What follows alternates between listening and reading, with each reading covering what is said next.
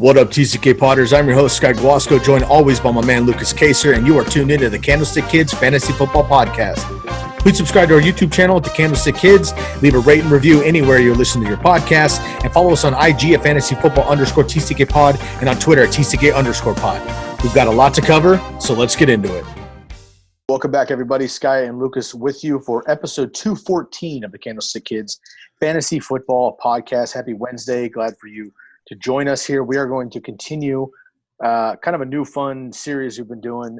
Yesterday, we went through the top 8 rounds with current ADP according to Fantasy Football Calculator. Now, we understand there's a lot of areas that we can do current ADP, but we chose to do Fantasy Football Calculator because it's what a lot of people use in the public, so we're going to try to stick with that and see how accurate we can get it.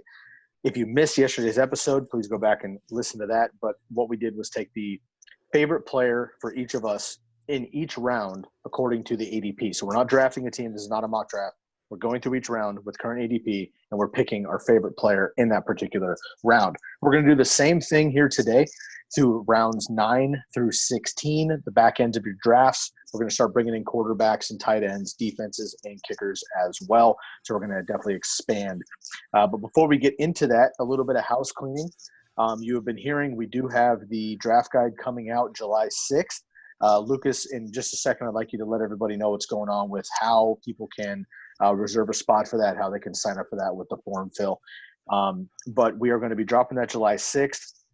For those of you interested in the TCK Pod Listener League, we've been having a lot of momentum with that. We've had a lot of interest, and we appreciate people. Please hold tight with us another couple of weeks.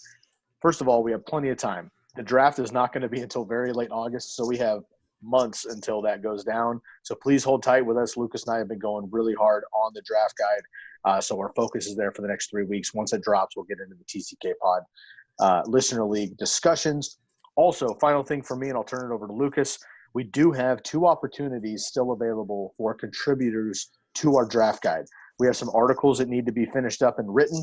Lukas and I have the content mapped out. We just basically need the bodies to help us get through the work because he and I are, kind of running out of time with the next 3 weeks with all the things that we have available to you. So a lot of the numbers have been crunched. A lot of the information has been gathered up. We just need it to be produced.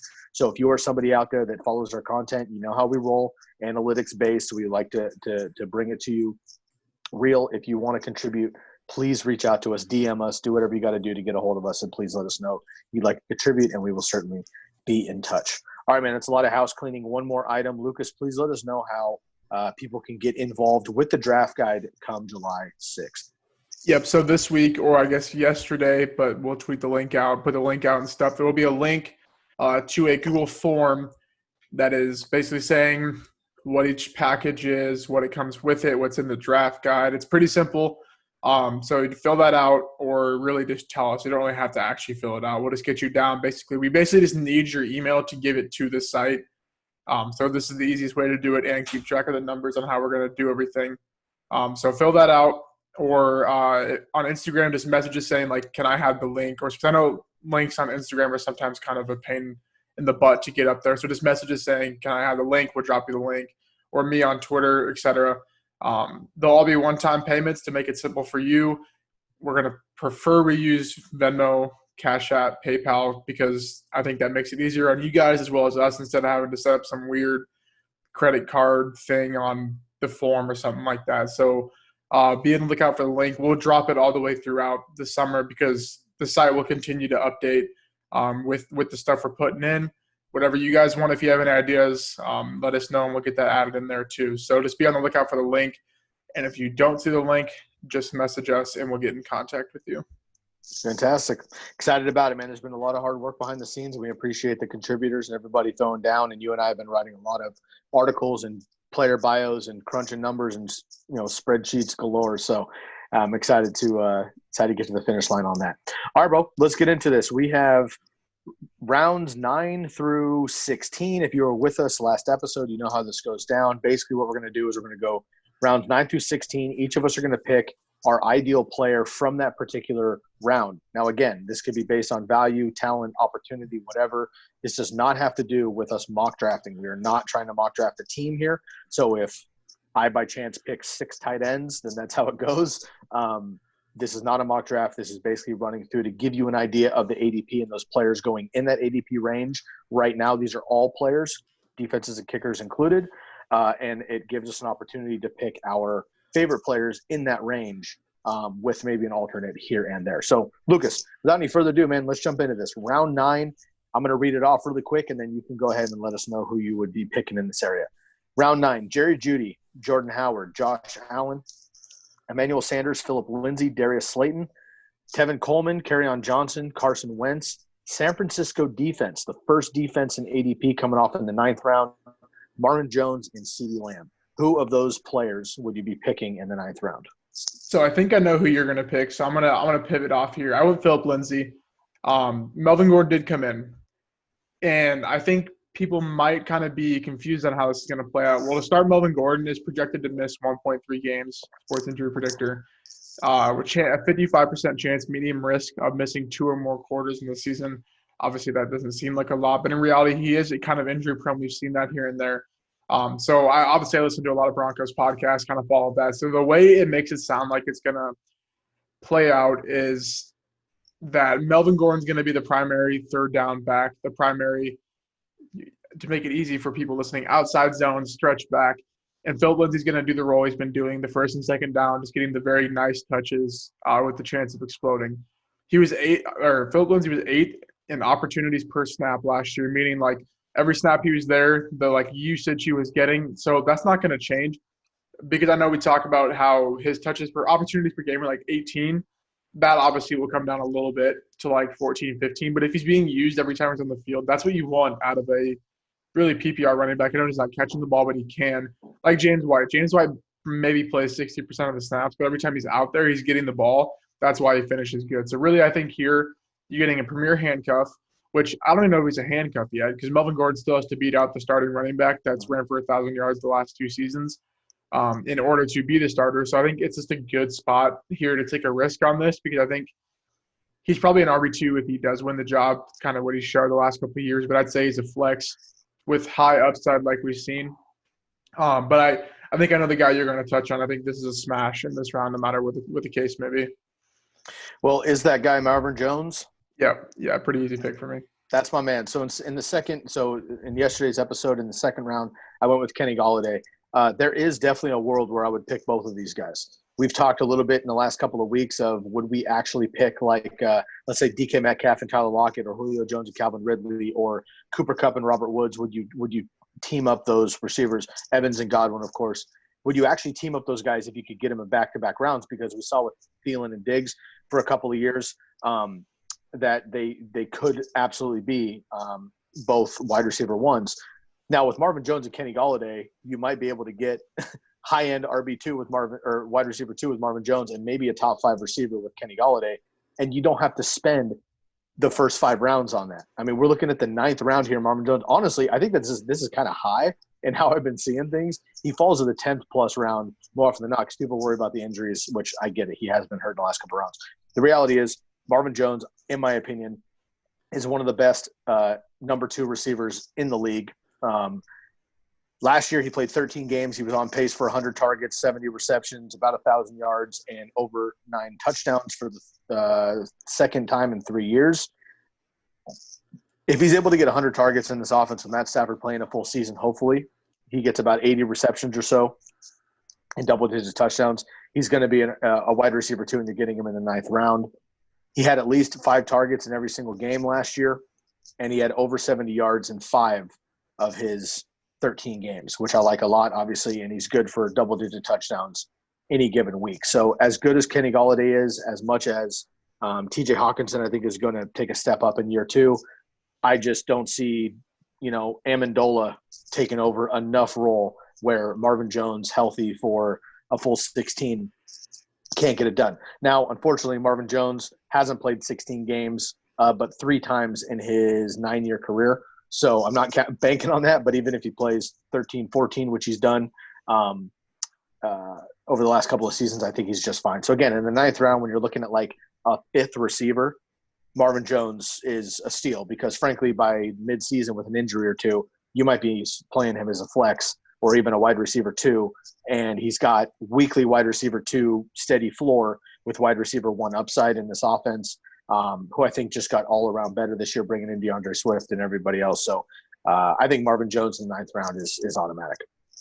Yeah, I mean, he finished as wide receiver 23 with 13 games played. Like, what else do you want? And the team literally stayed. Like, I know continuity is a big thing that I think we'll see this year.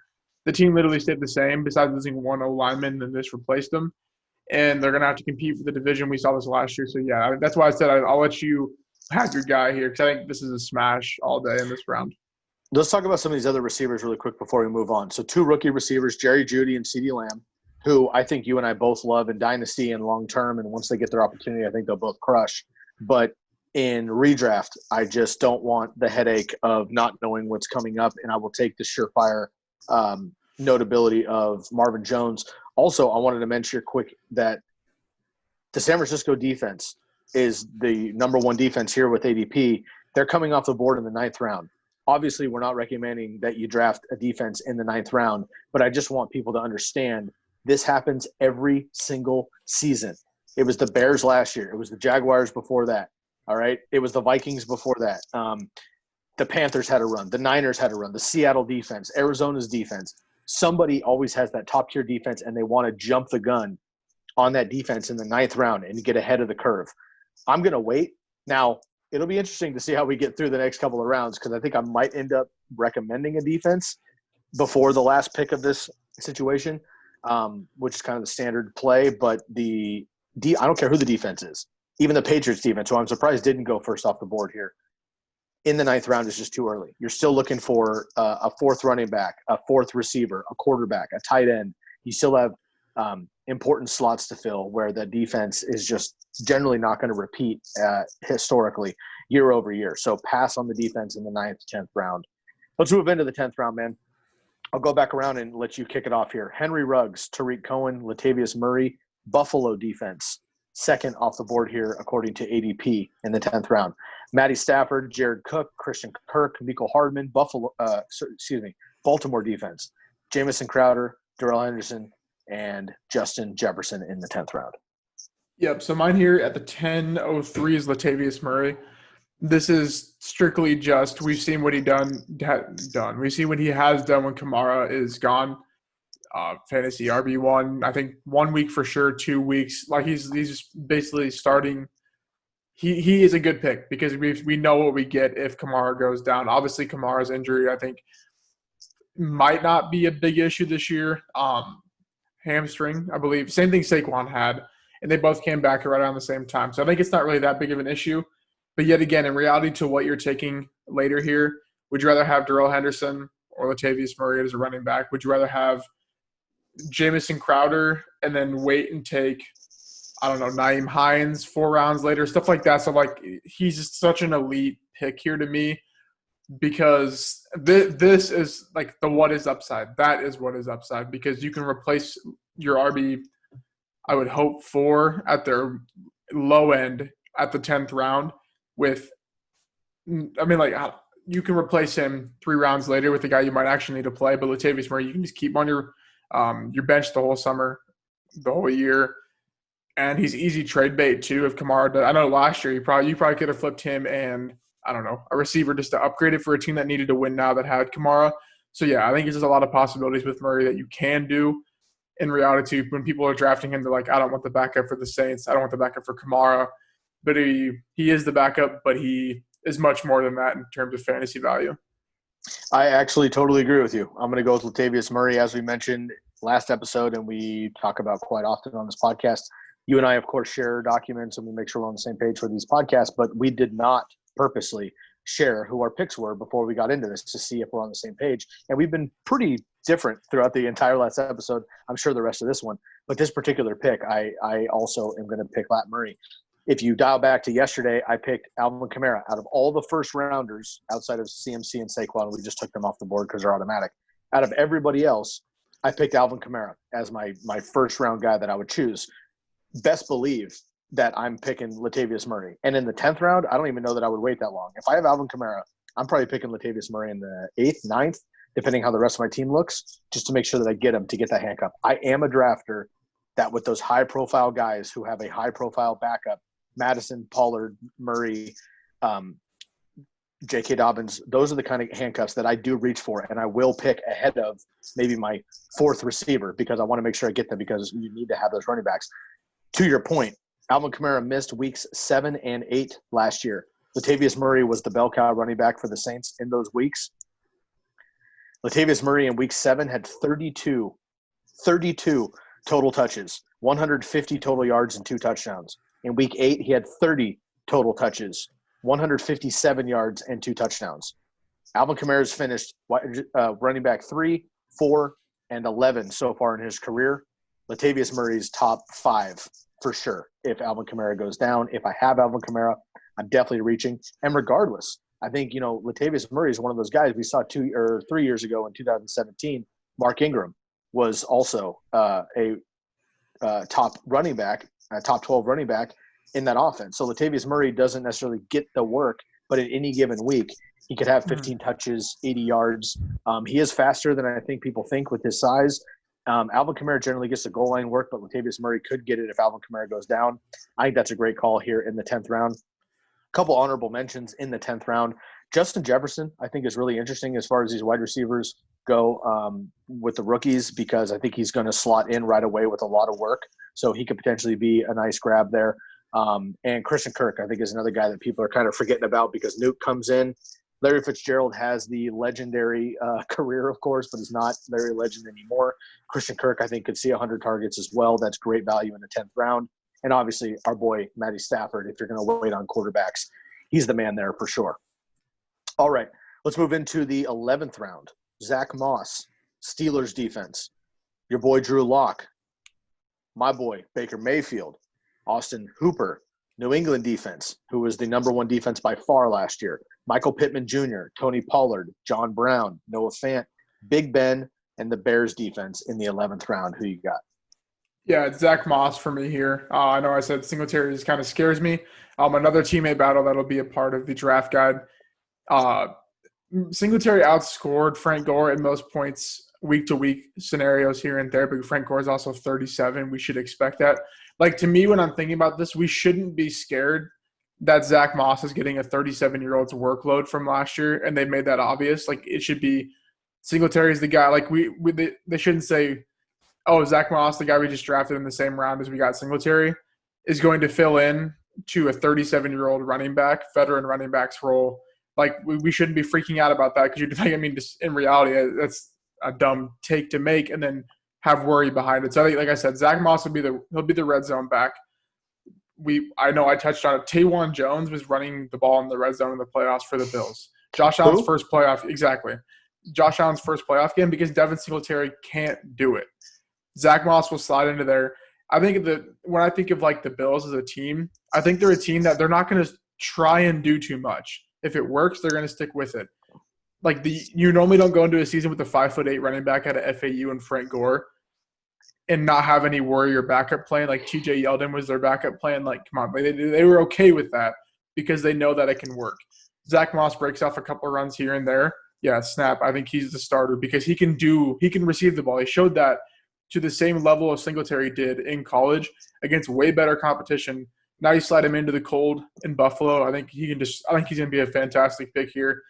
Singletary, not really any injury issues, but yet again, a pick that if Singletary goes down, you're getting a 20 to 25 touch guy in the 11th round. I love it. And I'm going to make the same case for kind of a wait and see approach, but I think this guy can also maybe be the number 1 for his team by the end of the year. And that's Michael Pittman Jr., who actually I think is starting to climb boards. Now, in this range, I'm looking around. First of all, he's the only wide receiver outside of John Brown going in the 11th round with this current ADP. But like the quarterbacks, I probably would have gotten a quarterback already, or I would have gone Matt Stafford. I'm not going to go Drew Lock and redraft this year. Dynasty, love him, obviously. Baker, not going to trust that. I got burned last year. Dynasty, I might be down, but no. Big Ben, he could be top 5 again, but I don't know if that's going to happen either. Tight ends, defenses, I'm going to punt all that stuff. Tony Pollard, unless I have Zeke, I'm going to pass on him. I do like Zach Moss, but for sake of argument, I'm going to go with Michael Pittman Jr. Now, he is already set up to line up as basically the complement to T.Y. Hilton on the outside. for the Colts. They bring in Phillip Rivers, who is not the Phillip Rivers of late, but he can still fucking chuck it, more or less. He's going to. For some reason, I'm going to get to Mike Williams, spoiler alert, in a couple rounds. But for some reason, everybody is hating Mike Williams and what he's done in his career, that he hasn't broke out in his potential. First of all, he had double-digit touchdowns in one season. He's had 1,000 yards in every other season that he's been healthy. And could Michael Pittman Jr. do that?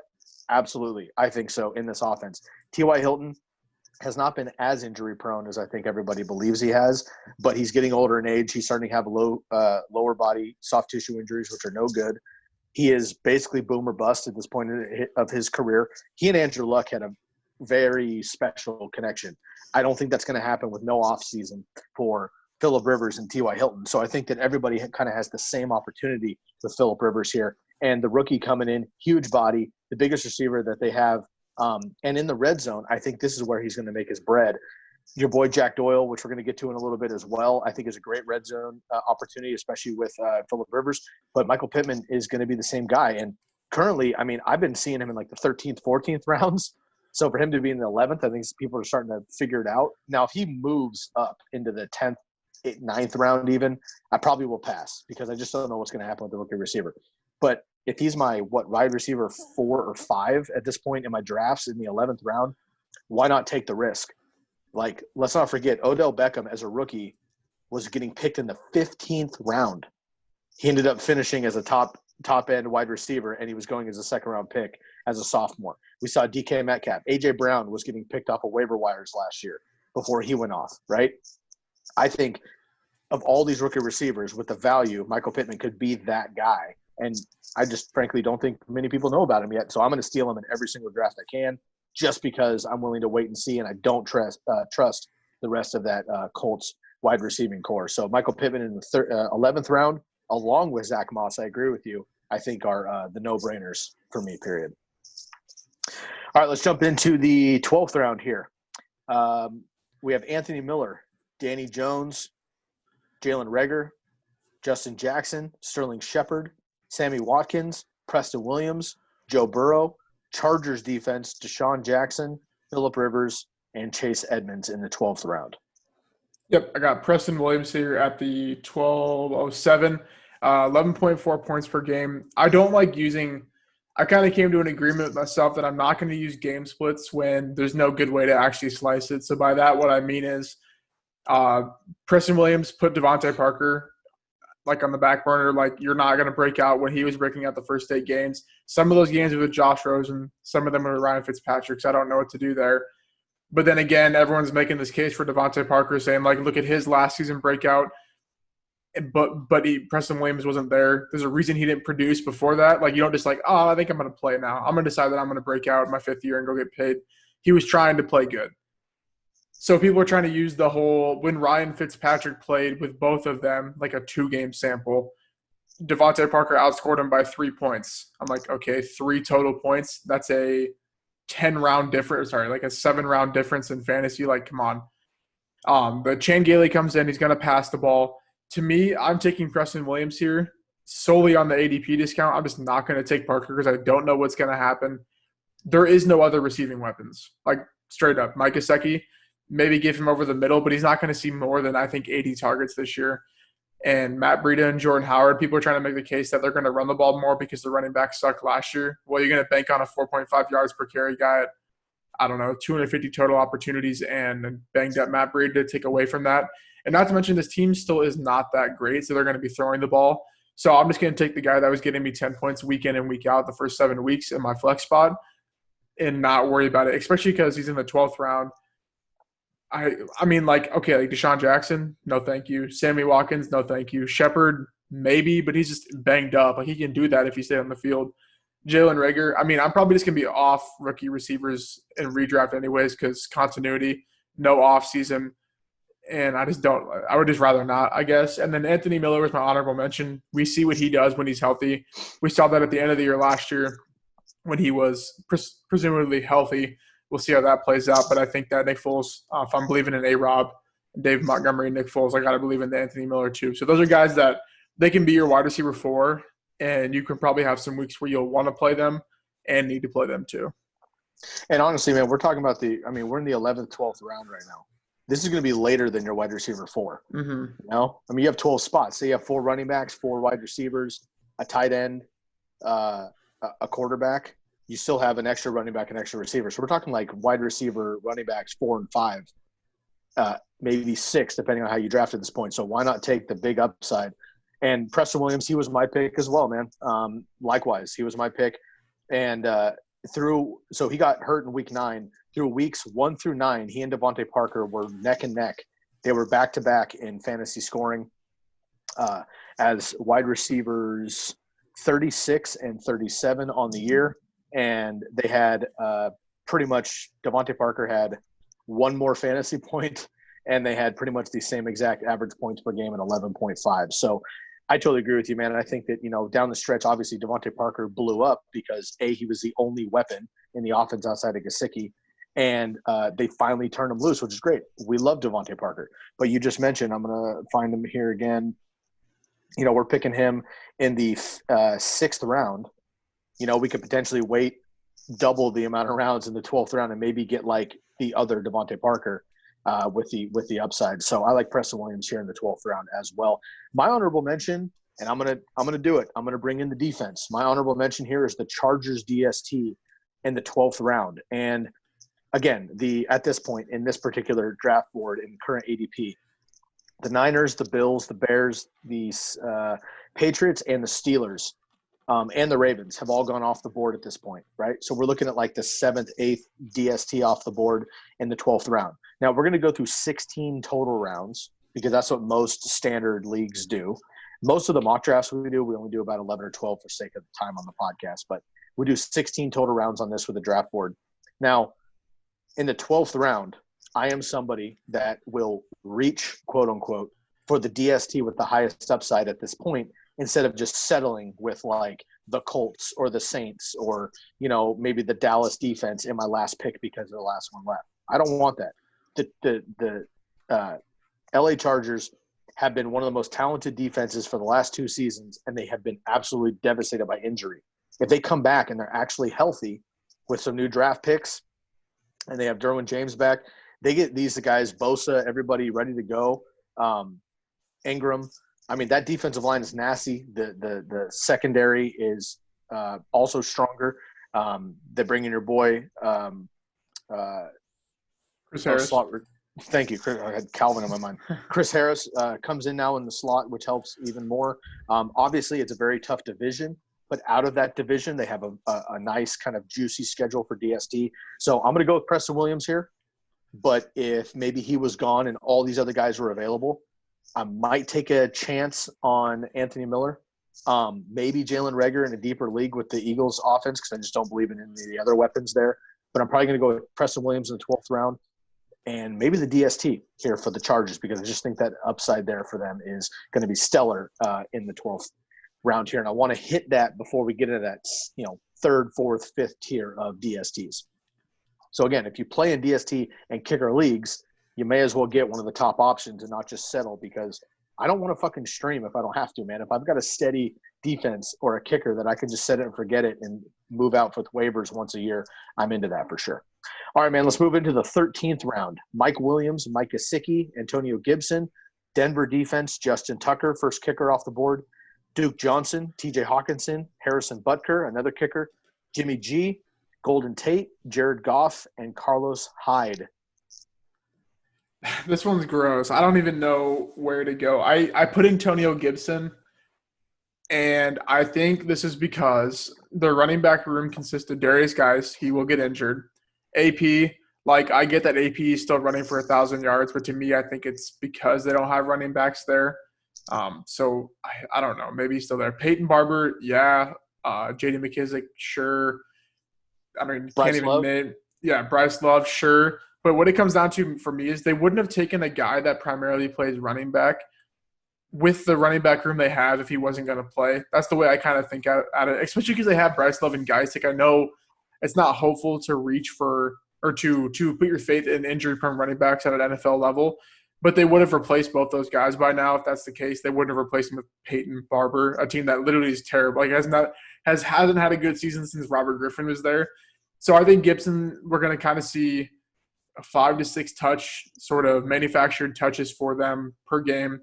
I don't know what they're going to do, where it's going to line up, but I think 6 to 7 touches per game in an offense that'll probably be trailing, that is explosive, I guess you can say, is worthy of the round 13 pick.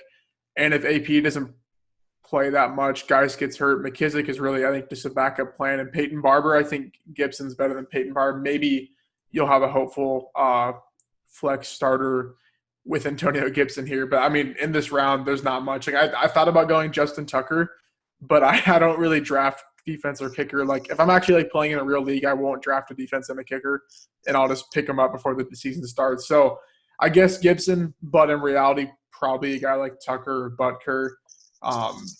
I don't know. It's just kind of a gross round, really, in general. Fair enough. I am going to go with my man, Mike Williams. And, again, this just has to do with what I just said. He's posted 1,000 yards in every season. He's been healthy. He's had flirted with double-digit touchdowns pretty much every single year. I understand that Tyrod Taylor's not going to be throwing the ball deep too much when he's in, but I do believe that my man Justin Herbert is going to get the opportunity eventually. When he does, he will be chucking it, and I am excited about Mike Williams. And again, dude, this value is stupid to me. 13th round for Mike Williams, who we were drafting in like the 7th round last year with the upside outside of Keenan Allen and a hurt Hunter Henry. Like, I don't understand the super fade on Mike Williams. He's a huge prototypical number 1 wide receiver. He's still super young. He's really battled back for some pretty gnarly injuries early in his career, started to heal up. I mean, the guy's a huge red zone weapon. Like, I don't see the hate on Mike Williams. So 13th round, that's automatic. I am going to actually pull the trigger on you, man, and I'm going to go with Justin Tucker in the 13th round potentially, or Harrison Butker. If I'm going to do it and I'm playing kickers, I want that top guy. Now, I just did a huge write-up on the Ravens. I'm not going to go into all these stats and everything else, but Justin Tucker is literally the most accurate kicker in NFL history currently. 90.8 field goal make percentage. He's missed 3 out of 301 extra points. So he has missed only 3 extra points out of 301 opportunities in his entire career. Now, that includes a couple of seasons recently where they've actually moved it back off the 2-yard line. So they're legit field goals that he basically continues to just drill.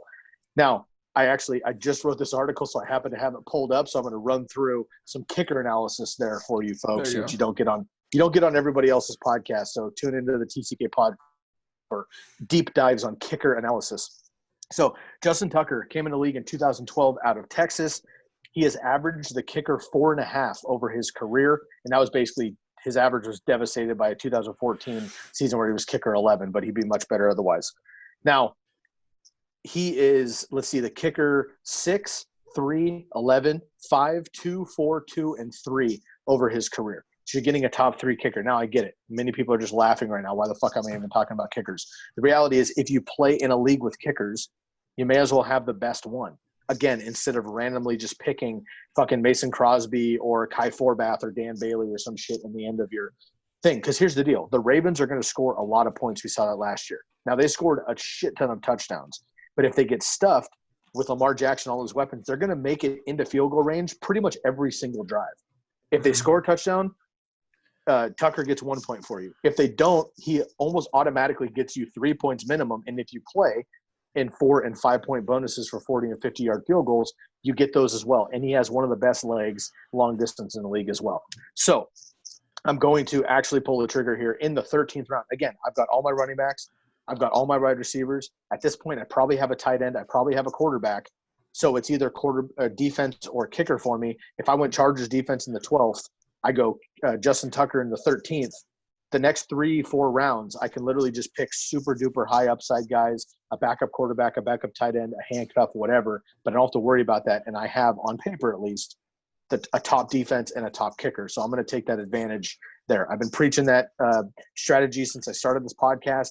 I am happy to get laughed at in my draft room to get a top kicker, to get a top defense, because if I play in a league like that with a onesie position, I want that particular guy. I don't want to just settle later in my draft. So I will go Mike Williams hands down.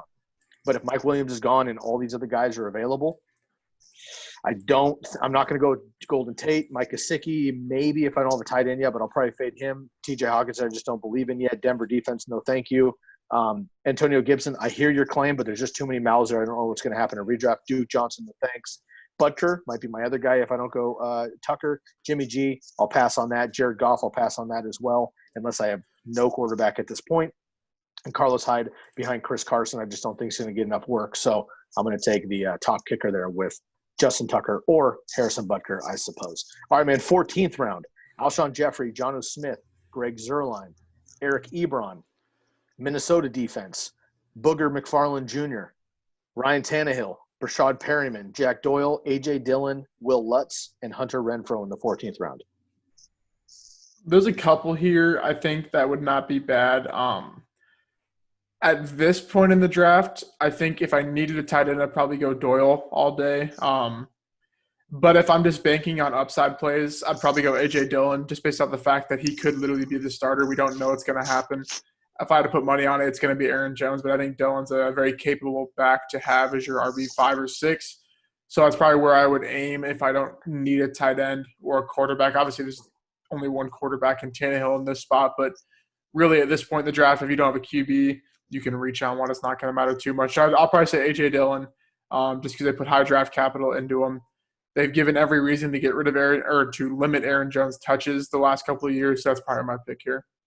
And he's been incredibly efficient, man. He's had something like I don't have it pulled up in front of me, but something ridiculous like 35% of his work last year, his production, Aaron Jones, happened in 2 games, right? I mean, that worries me for a longevity. Now, Aaron Jones, we all know in the fantasy industry, everybody knows that Aaron Jones could be a top 8 back if they just bell count him. I mean, he's that talented. He can catch the ball, all this other shit. But Matt LaFleur wants to have multiple running backs. He stunted Henry's growth pretty much until he just didn't have an opportunity to do so anymore. And we saw how Henry is turned loose now. So if Aaron Jones was turned loose, I think A.J. Dillon wouldn't even see the field. But I agree with you. I think A.J. Dillon is already maybe better than Jamal Williams. So he could get that. He could also get the goal line work. We'll see what happens. He's been getting those comps in the draft recaps of potentially Derrick Henry Volume 2 here with A.J. Dillon. So I like that call. I am actually going to go with one of these 2 tight ends in this round, actually. Actually, there's 3 tight ends. Eric Ebron I'm going to fade just because I don't want to bank on that Steelers offense per se outside of Juju and maybe Connor. But Jonnu Smith and Jack Doyle, who we talked about Jack Doyle quite a bit, and Jonnu Smith on the previous last Thursday's episode would have been the mock draft, and then we talked about the tight ends that week. I know you're very high on Jack Doyle. I'm very high on Jonnu Smith. I would be happy with either one of these guys in their opportunity.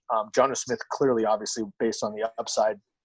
And Jack Doyle, just again, in that Colts offense, and with Phillip Rivers coming in, we know that he fed Antonio Gates into his late 30s in his career, and then Hunter Henry had spurts as well outside of his injuries. So Jack Doyle in the 14th round, Jonnu Smith with the upside in the 14th round. If I don't have a tight end yet, I filled every other position. In my opinion, dude, these are like super values for me at the very end of my draft. I would be more than happy with either one of these tight ends. Let's pause really quick and talk about, first of all, if you have James Conner somehow, Anthony McFarland is another mandatory handcuff. You have to reach for him maybe the 12th round. I would be getting him.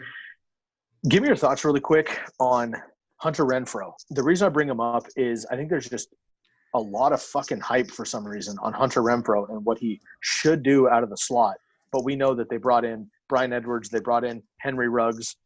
Derek Carr is Derek Carr. But it's that short area target where I think that people really think that Hunter Renfrow is going to have that opportunity.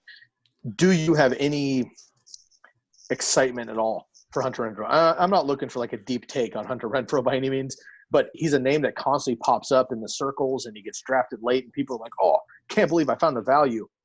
I loved him out of Clemson, dude. I know that he basically caught the game-winning touchdown for Clemson over Alabama in the national championship and built a lot of hype. And look, I'm rooting for the guy. I think he's a great kind of Julian Edelman long-term, Wes Welker, if you will, in the league. I think he's going to have a 12-year career, rack up a lot of stats. I think he's going to be a great player for a long time. But in fantasy football, unless it's a deep dive PPR, full PPR league, I just don't understand the hype on Hunter Renfrow. Maybe he's worth a steal or a pick in the 14th round, but I'd rather go with the upside of Ruggs or even Bryan Edwards. Yeah, it's confusing because I think it's really just a product of lack of weapons that was there.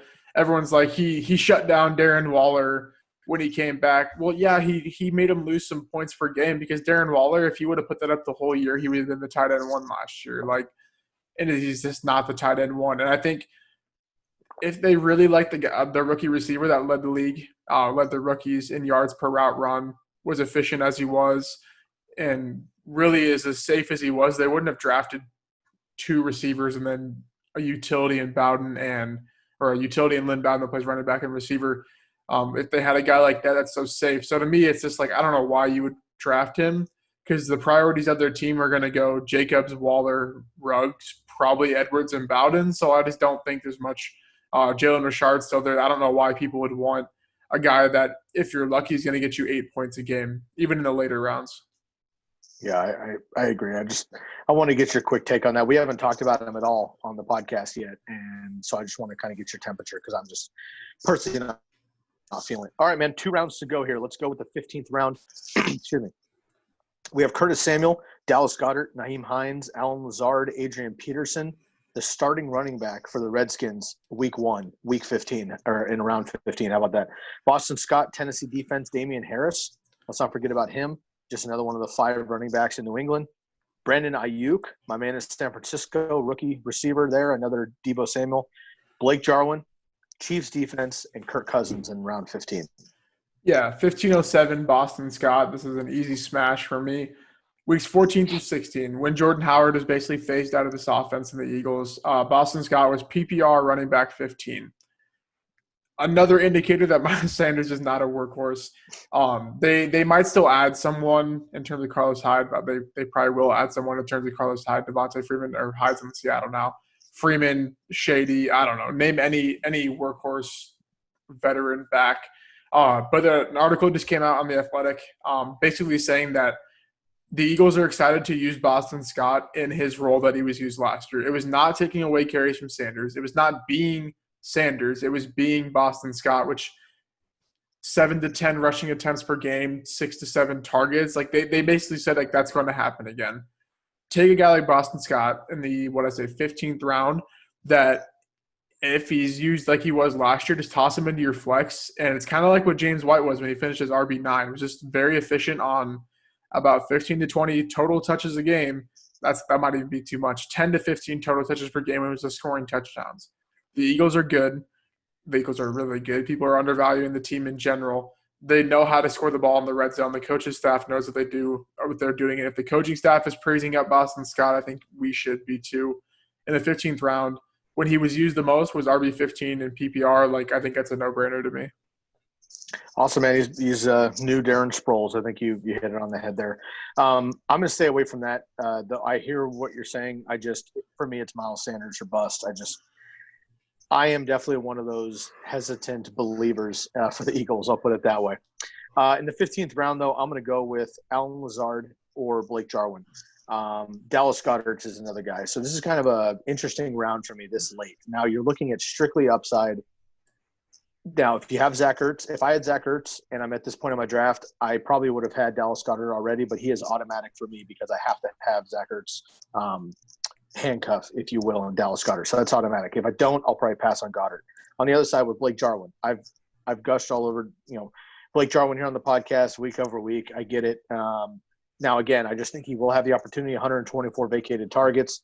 Overall for that tight end position, I think Blake Jarwin can soak up even 80 of those. He only had 43 last year. If he gets double that, he will be just fine. I think he could even get, 80 to 100 targets, maybe double-digit touchdowns like Jason Witten had over the last handful of years. So I think he'll be just fine there. And then I think my actual pick, though, is going to be Alan Lazard. It's just right now, he's the wide receiver 2 outside of maybe Funchess, and I just think Alan Lazard could beat out Funchess. Also, we have had this narrative for years that Aaron Rodgers has to have the camaraderie with their receiver or they're just not going to get the work. And what Alan Lazard has automatically that Funchess doesn't have is the rapport with Aaron Rodgers. So I think in year 2 of Alan Lazard getting an opportunity, I think he could move into that secondary position with outside of Devontae Adams. And we've been everybody's talking about they didn't draft a receiver. Well, maybe as dumb as we think they are, maybe it was a calculated decision with bringing in Funchess, who's a huge body, 6'5", who actually was quite good with the Panthers, but he got injured. And then you have Alan Lazard as well. So maybe they have the secondary receiver there, so they're comfortable with it. So in the 15th round, again, strictly based on upside, taking a shot in the dark, why not?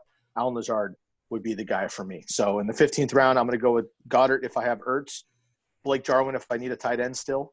But if I've taken care of all those, I'm going to go with Alan Lazard here in the 15th round. Last round, man. Let's get into this here. Robbie Anderson, 16th round. Robbie Anderson, Robbie Gold, Zane Gonzalez, Arizona kicker, Tampa Bay defense, Jake Elliott, Eagles kicker, Rams defense, Eagles defense, Tyrell Williams, still with the Raiders, N'Keal Harry with the Patriots, kind of lost a rookie season last year, Teddy B in Carolina now, Dallas defense, and then Larry Legend to wrap up the 16th round. Yeah, so the 1609, N'Keal Harry, I don't know how he made it down here. He had 24 targets last year. Did you expect him to put up 1,000 yards on 24 targets last year because he was banged up at the beginning of the year? Because he was competing with a bunch of rotational wide receiver threes that Dorsett's now gone. Sanu's like actually banged up. Like I don't know if he's going to be healthy, and he has to compete with on the outside Demir Bird, Jacoby Myers. Like he was a first-round pick. He's good at football. Like Bill Belichick did not miss on this guy. The really only bad pick I can think Belichick has had is taking Sony Michel. And I think he only did that to kind of flex on people like Andy Reid did this year because their team was so good going into the next year. But the hit rates, and we've referenced them a lot. So since 2010, there's been 32 receivers in round one coming into year two. 13% of them have a top 12 finish of 32. 38% finish as the top 24, and 47% finish as top 36. So slot him into that top 24 to 36 range.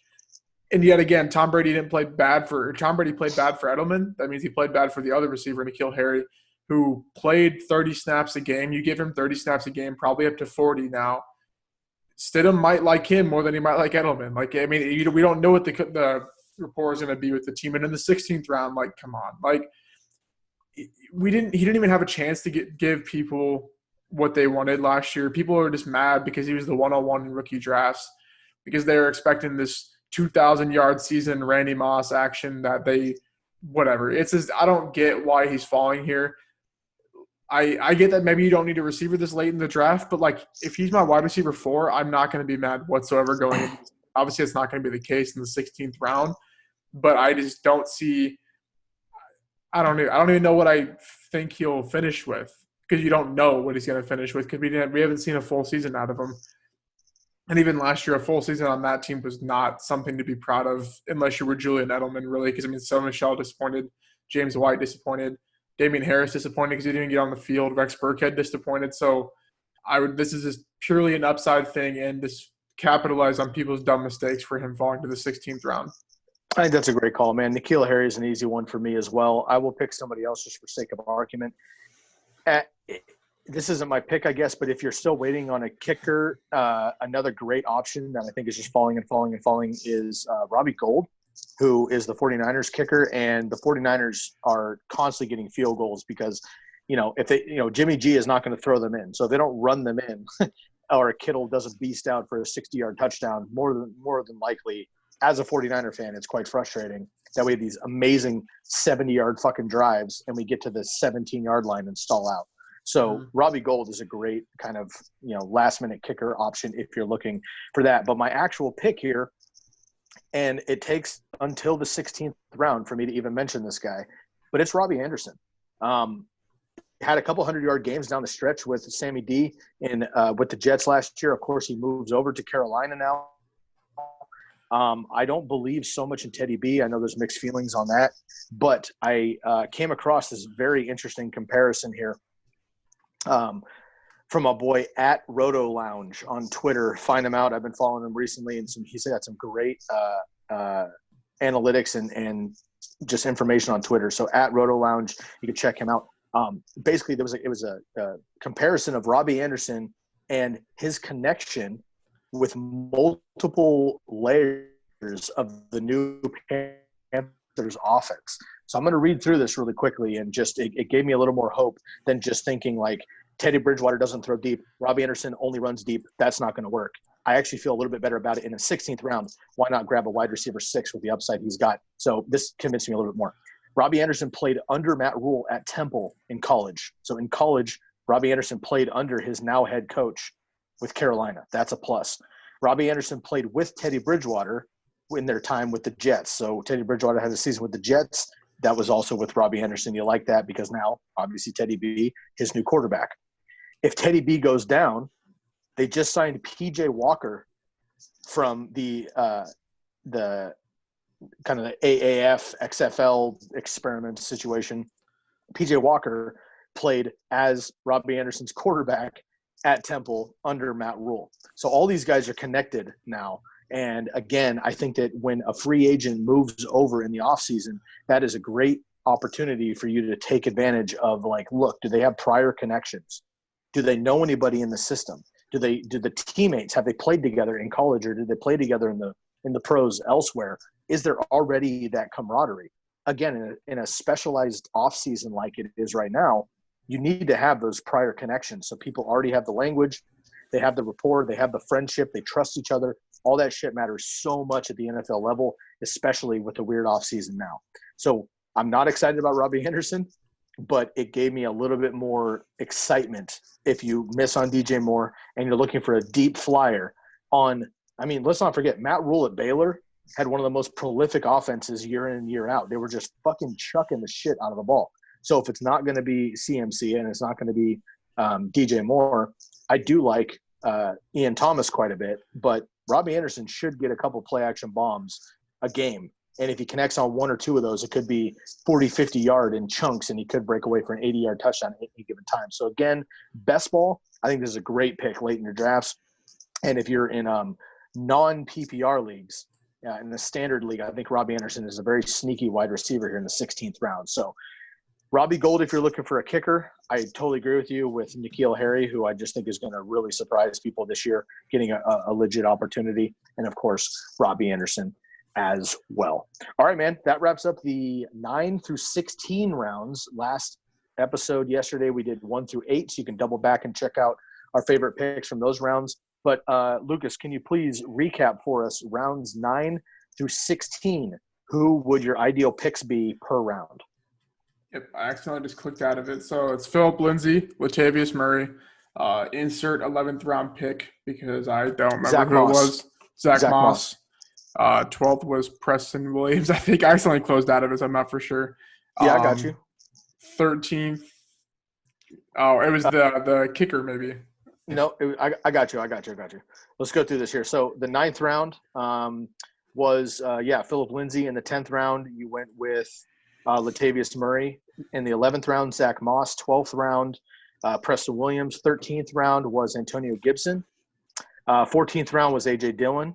15th round Boston Scott. Good call. And then in the 16th round, N'Keal Harry. I went with my picks in the 9 through 16. It was Marvin Jones, Latavius Murray as well in the 10th round, Michael Pittman Jr. for the Colts, rookie in the 11th, Preston Williams as well in the 12th, but I also gave a nod to the Chargers defense if I'm going to reach a little bit for the upside there. 13th round, my boy Mike Williams, who's just been absolutely embarrassed in the 13th round. I can't believe that. I'll pick him in the 10th. And I also give a nod to Justin Tucker, the kicker. If you're going to play in kicker leagues, might as well get the best. I like Justin Tucker there for the Ravens. In the 14th round, one of two tight ends, which was Jonnu Smith and or Jack Doyle. If I had to pick one, I'd probably go with Jonnu Smith with the upside there. 15th round, I went with Alan Lazard with the alternate of Blake Jarwin or Dallas Goedert if I still needed to touch tight end or I had Zach Ertz. And in the 16th round, N'Keal Harry for sure, but Robbie Gould if I still needed a kicker, and my pick would be Robbie Anderson. All right, man, that was fun. On the next episode, we're going to jump into rounds 1 through 8 in the player we're least excited about in those particular rounds. So we're going to flip the script, and we're actually going to say like a player we don't deserve to be in that round, or the opportunity is not there, or, for one reason or another, we're fading that particular player in their current ADP round. We'll go through 1 through 8, and then we'll follow it up next Tuesday with 9 through 16 as well. Before we get out of here, man, please, again, Lukas, preview the draft guide coming out on the 16th, the July 6th. People should be able to find the Google spreadsheet at this point, the Google Doc to sign up. That is now available for folks, and please let them know what exactly that means. Yep. So on the link that'll be on Instagram, Twitter, at the bottom of the screen, on the comments for the podcast and YouTube, Google form link. Basically, you go click on it and then read it, and then select the tier package you want. You fill it out, put in your email. It'll send it to us. Then I will reach out to you, your email or Twitter, whatever we put on there. It's easier for you, asking what type of payment. Not for sure if we're going to collect payments right away or not. We'll figure that out. We're not going to give you access if you pre-order now right away because it's not ready yet, obviously. So we're just going to July get that on 6th. Yeah, July 6th is when you will get access to it. And then you'll have access from July 6th until, as of now, I'll say July 5th next year, whenever the day before the new one comes out or something like that. So basically just fill it out to get your name on the list, and then we will reach out to you and figure out all the information about payment, blah, blah, blah. So the link will be down below, Instagram, Twitter, I don't know where else, Facebook, all that stuff. You got it, man. Right on. And for all you TCK Pod Listener League folks who are excited to be in our leagues, we have decided we are going to do multiple leagues this year, but please hold tight. Lukas and I are really deep into the production of the draft guide, so we got to wrap that up for the next 3 weeks. Reminder, we are looking for 2 contributors. If you would like to write for us, handle some articles, break down some spreadsheets, bring something to the team, to the podcast, and be a part of the TCK Pod family to help us wrap up this draft guide in the next 3 weeks, please do reach out to us. You can DM us anywhere, shoot us an email, whatever you'd like to do, and just send us something that you've done previously, or write us a quick bio of why you think you would contribute to the team. We only have 2 spots available, so we will be choosing the 2 best candidates we feel, but please let us know. If you are chosen, you will get full access to the entire draft guide, of course, for your contributions, and it would also lock you up an opportunity to be in the TCK Pod Listener League if you so choose to participate. So please reach out ASAP about those opportunities. All right, please leave a rate and review on the podcast if you're listening. Drop a subscribe, share, please, and a comment on how you feel about these different round picks here on YouTube. Also, please follow us on Instagram at fantasyfootball_TCK Pod and on Twitter at TCK_pod. Join our Facebook group at the Kansas City Kids Fantasy Football Podcast page.